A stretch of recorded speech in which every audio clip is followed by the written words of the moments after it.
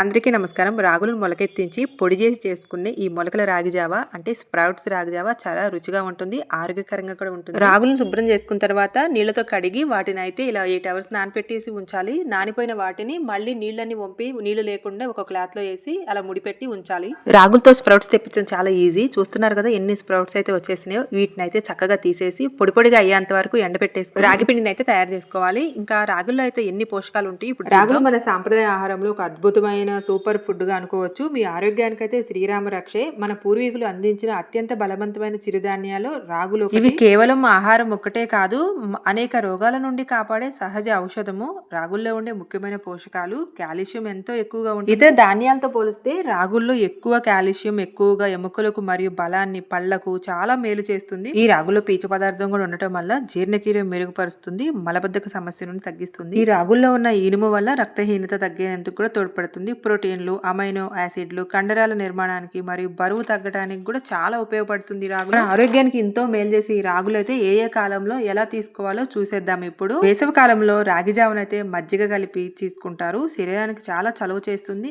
అదే ఎండలోకి నూనె డీహైడ్రేషన్ అయిపోతూ ఉంటారు కదా, అలా కాకుండా కూడా చాలా ఉపయోగపడుతుంది. రాగి జావ కూడా చలికాలం వర్షాకాలంలో అయితే జావ రూపంలో కాకుండా రాగి సూప్ లాగా, రాగి ముద్ద, రాగి రొట్టెలు చేసుకుని తింటే శరీరానికి చాలా అవసరమైన వేడిని శక్తిని ఇస్తాయి. ఈ రాగి జావ కూడా అందరికీ సరిపడదు అంటుంటారు కదా, అది కూడా నిజమే. ఎవరెవరు తీసుకోవచ్చో ఇప్పుడు చూద్దాం. రాగి జావను అయితే చిన్న పిల్లలు 6 నెలలు నిండిన పిల్లలు అయితే రాగి జావను కూడా పట్టించవచ్చు.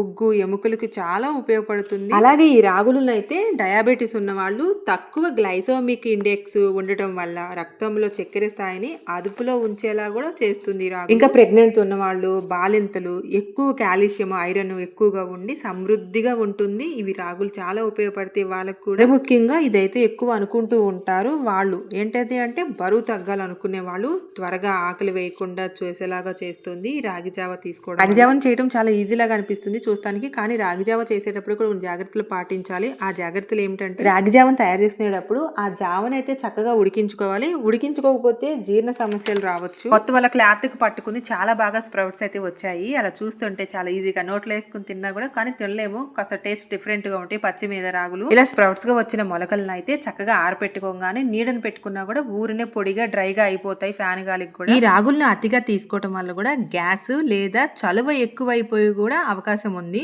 రోజుకి ఈ రాగి జావ 1-2 సార్లు అయితే పరిమితిగా మంచిగా ఉంటుంది. ఇంకా థైరాయిడ్, కిడ్నీలో స్టోన్స్ ఉన్న వాళ్ళైతే, సమస్యలు ఉన్న వాళ్ళైతే డాక్టర్ సలహా మేరకే ఈ రాగి జావను తీసుకోవడం చాలా మంచిది. రాగులు మొలకెత్తించి పొడి చేసుకునే ఈ రాగి జావ చాలా టేస్టీగా ఆరోగ్యానికి కూడా చాలా బాగుంటుంది. మీరు కూడా తప్పకుండా ఇలా మొలక తెచ్చుకుని అయితే రాగి జావను ట్రై చేయండి. ఇలా స్ప్రౌట్స్ తెచ్చుకునే రాగులను అయితే చక్కగా ఆరపెట్టేసుకుని అవి తొందరగా ఒక్క పూటలోనే మొత్తం ఎండిపోతాయి బాగానే. ఇంకా వాటిని అయితే బయట మిషన్ దగ్గర అయినా కూడా చక్కగా మెత్తగా పట్టించుకోవాలి. లేదా మిక్సీలో వేసుకున్నా కూడా మెత్తగా పొడి అయిపోతుంది. మనం మిక్సీలో పట్టుకున్న పొడి కంటే బయట పట్టించుకునేది చాలా మెత్తగా వస్తుంది.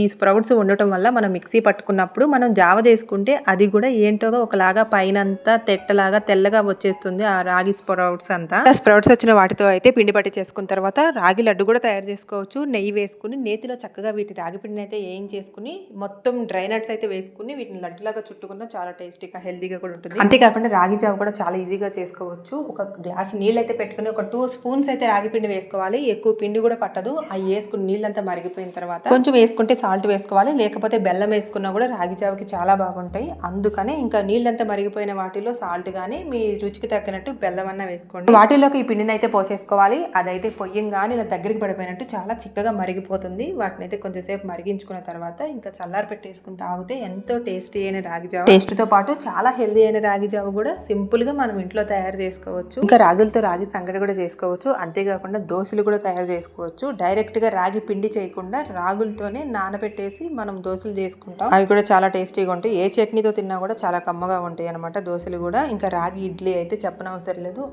అవి రాగులంతా కూడా అలా క్లాత్ లోపలికి అంతా కూడా చొచ్చుకుపోయి మొత్తం స్ప్రౌట్ అయితే చాలా పొడవుగా 2 అంగుళాల పొడవు అంత స్ప్రౌట్స్ అయితే వచ్చేసినాయి. రాగులు ఎంత చిన్నగా ఉంటాయి చూడటానికి, కానీ అలా చూస్తుంటే అంటే మనము ఒక డే ఉంచిన రాగులు స్ప్రౌట్స్ ఇంకా పెరుగుతున్నాయి. నెక్స్ట్ డే ఉంచినా కూడా ఇంకా పెరుగుతున్నాయి అనమాట. అవేమి స్మెల్ రావు, పాడైపోయేది కూడా ఏమి లేవు. మొత్తం స్ప్రౌట్స్ మొత్తం ఆ క్లాత్ లోనికి ఇలా ఇరుక్కుపోని ఆ మొలకలు ఇలా తీస్తుంటే సరే అని చెప్పి నోట్లో పెట్టుకుంటే కూడా చిరు చేదులాగా ఉన్నాయి ఇవి రాగులు మొలకలు. మొత్తం కూడా దానికి అతుక్కుపోవడం వల్ల కొంచెం టైమే పట్టింది. అయినా కూడా మొత్తానికి తినడానికి ఒక్కటి కూడా పోకుండా నీట్గా స్ప్రౌట్స్ని, ఆ మొలకల్ని, ఆ రాగుల్ని అన్నిటిని ఒక చోటకి చేర్చి నేనైతే మంచిగా ఎండబెట్టేశాను. మీరు కూడా రాగుల్ని ఇలాగే చేసుకుంటారా? చేసుకున్నట్టుగా ఒక కామెంట్ చేయండి. నచ్చినట్టు లైక్ చేయండి, సబ్స్క్రైబ్ చేసుకోవడం మర్చిపోమాకండి. ఇంకా ఈ రాగి జావ పొడి చేసేసుకున్న తర్వాత జావలాగా తయారు చేసుకుని అందులోకి అయితే పెరుగు కానీ మజ్జిగ, హెల్దీ అయిన రాగి జావ అనేది తప్పకుండా మీరు కూడా ట్రై చేయండి. రాగులు కూడా ఎక్కువ రేటు కూడా ఉండవు. మనకి స్టోర్స్లో కూడా రాగి పిండి కూడా దొరుకుతుంది. రాగులే కాకపోయినా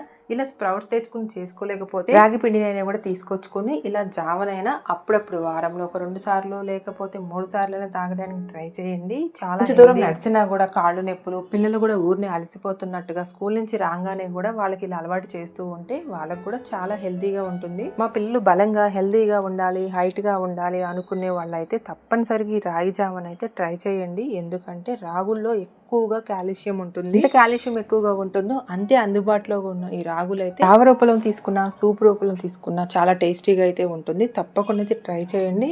ఇలా కొంచెం పెరుగులో పలుచగా చేసుకున్న రాగి జావను కలుపుకుని కొంచెం వేడి ఉన్నట్టుగా తాగుతుంటే చాలా కమ్మగా ఉంటుంది. మంది పిల్లలు జావని, సూప్ని ఇష్టపడరు. అలాంటి వాళ్ళకైతే రాగి పిండిని ఎలా అయినా పెట్టాలి అనుకునే పేరెంట్స్ అయితే రాగి బిస్కెట్స్ కూడా తయారు పిల్లలకి రాగి పిండి అని చెప్పకుండా తినిపించేయచ్చు.